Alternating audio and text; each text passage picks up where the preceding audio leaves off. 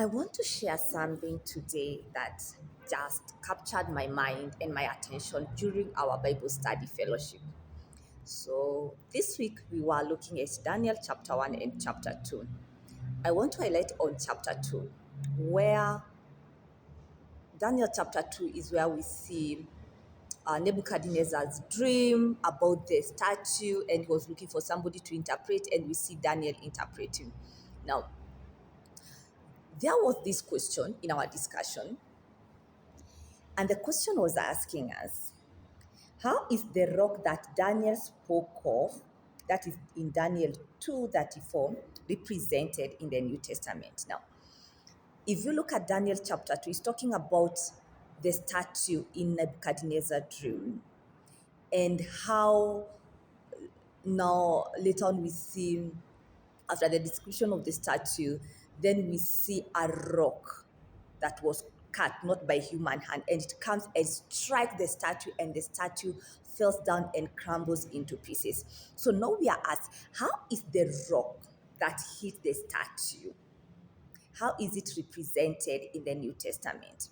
Now, when we were looking at the different Bible verses, scriptures that are given in the New Testament that talk about the rock, something struck me. First of all, is that this rock in the New Testament is symbolic of Christ.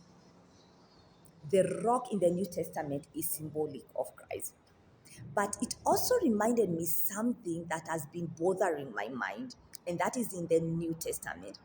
In the New Testament, when the Israelites were in the desert on their way to the promised land, when they were thirsty, we see God providing water out of a rock, not once, but twice.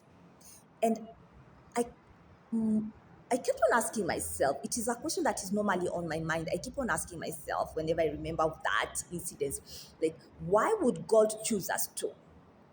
Why not call the water out of a tree or something? I'm very sure there are so many things in the desert, but why would God choose a stone? Twice, He chooses to bring forth water out of stone. But now connecting it to the symbolism that the rock symbolizes Christ, it now makes sense that even in the desert, the stone, the rock that brought forth the water, that was symbolic of Christ. Remember, out of Christ, what do we get? Rivers of living water. So the water had to come from the rock, because the Old Testament, it is just pointing forward to the New Testament.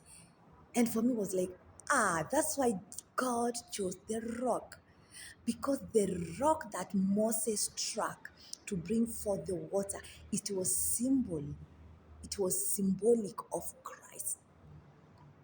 That is, Christ is the one who gives us living water.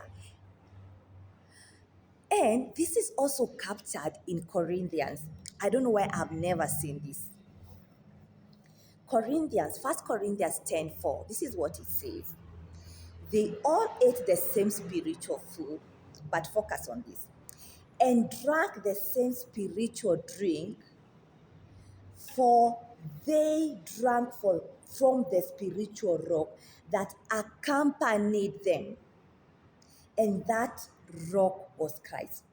For they drank from the spiritual rock that accompanied them, and that rock was Christ. How amazing! Let me tell you, I think the whole of this week, every time I see a rock, I'll just be reminded of Christ, and I will be in awe. Just to think, like, how when you look at the Old Testament and the New Testament, they just tying together. They are not independent. It's just one story. And it's amazing to see how God uses nature as symbols.